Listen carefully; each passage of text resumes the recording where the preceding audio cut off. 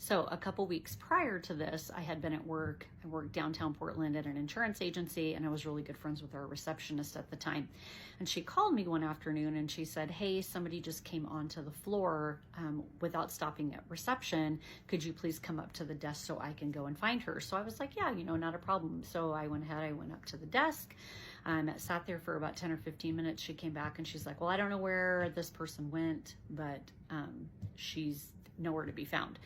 And so I was like, that's interesting. I was like, do you know who it was? And she was like, oh, it's actually the sister of this lady that we worked with, but I didn't know her and didn't know anything about her. And so the receptionist was like, yeah, this gal, she sounds like she gets into a lot of trouble. She's into drugs and things like that. So I was like, oh, wow. And she goes, yeah, I recognized her when she got off the elevator, but she didn't stop, when I tried to question her. And so I was like, oh.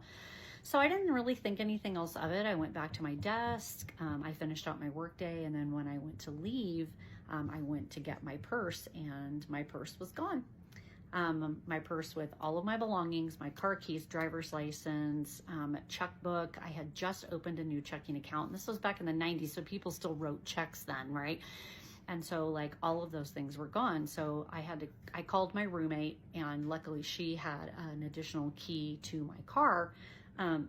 And so she came and she brought me the key, and then I was able to get home, but I didn't have a driver's license. I just didn't have any identification. I had to call the bank the next day and like cancel all of the things, associated with my checking account. It just was a complete nightmare.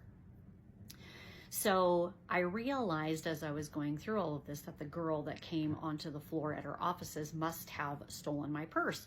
And so I went to the sister that I worked with and I was like, hey, my purse was missing yesterday. Do you think that your sister might have had anything to do with it? And you will not believe the things that this girl told me.